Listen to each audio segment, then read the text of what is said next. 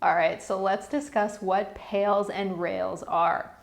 PAILs and RAILs stands for progressive and regressive angular isometric loading. So the AIL are the same in both. Now let's cover that part first. So the angular isometric loading, really what that means is that you're doing isometrics. And isometrics, if you've never heard of it, we can think of iso as the same and metric as length, meaning it's the same length. You are not changing length at all. So what this means is that you're loading muscles, but you're keeping them at the same length when you're doing it. So we can use that and apply that to the AIL. So that's what the AILs in PAILs and RAILs means. Now the progressive and the regressive, so the progressive for PAILs means it's the tissue that is progressing in length.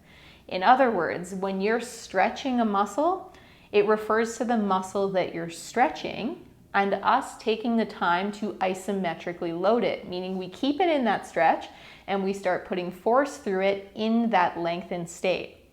Now the RAILs refers to the regressing angle or the shortening tissue.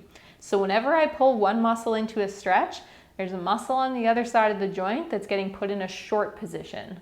And so these, the RAILs, then refer to loading isometrically, meaning we keep it at the same length, the tissue that's in a short position. So PAILs and RAILs are often done after doing a passive stretch. So if I'm doing, let's say, a stretch for my hamstring, the PAILs would apply to starting to load my hamstring, which is the tissue that I'm stretching, the tissue that's progressing in length. And the isometric angular loading means I'm going to stay at this angle. I'm going to keep it the same, iso, length, metric, meaning I'm just going to stay as is, and I'm going to start to load those hamstrings. So I might start to think about slowly driving my heel down into the bed and trying to bend my knee through the bed to actually start to load that muscle that's being stretched.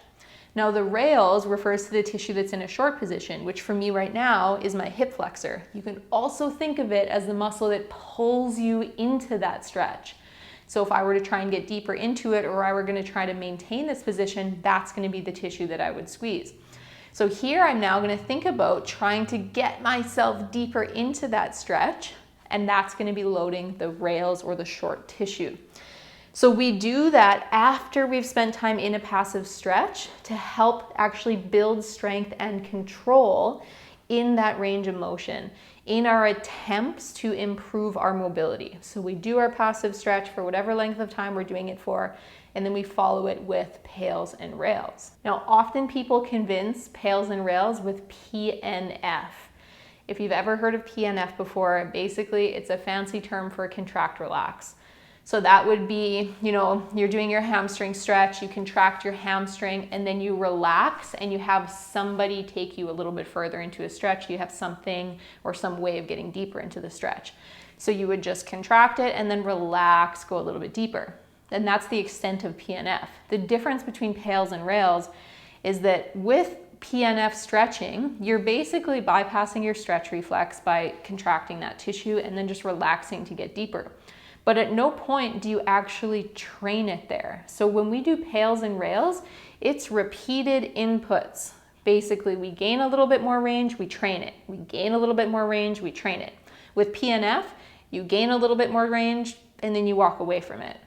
And it doesn't deal with actually addressing the opposite side tissue, meaning just like we discussed with the RAILs, we also want to make sure that we're loading the tissue that pulls us into that position so that we make it active and usable, so that I can get there, not by just taking my leg and throwing it up on a table and then leaning into it, and rather I can get there by actually using my hip flexors to get myself into that position because I have the active strength and I've trained the regressive tissue to get me there. PNF does not have that component within it. It's just a contract relax sequence. It's kind of a neurological trick to quickly gain some range of motion, but you'll notice that if PNF is your main strategy, you will gain a little bit more range, but you often will not maintain it. So within a short period of time after that, you've then lost that range of motion. Our goal with PAILs and RAILs is to train that range of motion, build strength there, build control there, make it active, make it usable, and create a long-term lasting change. Now, the other thing that we need to consider is that your nervous system is the thing that determines how much range of motion or how much length you get access to. So PAILs and RAILs is also one of our strategies for addressing the nervous system as it relates to mobility, which is really, really important. So let's discuss what your nervous system looks at when it determines, or what information it uses when it determines how much length you do get access to. Within this is your previous experiences. So your nervous system is constantly monitoring your experiences. And if you've injured yourself in a specific range of motion, it's less likely to give you access to that same range of motion because trauma has happened there. So it takes you repeatedly doing work to build strength and demonstrate the ability to demonstrate resilience in that range of motion, the ability to both produce and absorb force safely before your nervous system goes, okay, like this range of motion is safe. So that's one thing to consider. The other thing is that if you just never use that range of motion on a day-to-day basis, meaning if you want, say, more mobility in your pec or more flexibility in your pec, but you never use your arm back here or anywhere kind of in this range of motion, and you spend all of your day up here with your pec in a shortened position, it's less likely to maintain all of this because that takes energy and calories, and our bodies are conservation machines. They are only going to expend energy and work maintaining tissue and length that you are actually using. So the amount of time that you spend there and whether or not you actually use it there is also really important. The other thing that it monitors is your ability to demonstrate strength and actually produce and absorb force there. So if you're not strong in a range of motion, meaning if I can't actually produce much force with my pec here, then again, my nervous system is less likely to give me access to it because I am vulnerable there. So when we look at PAILs and RAILs, we address a lot of that with PAILs and RAILs because we spend time at the new length that we're trying to acquire.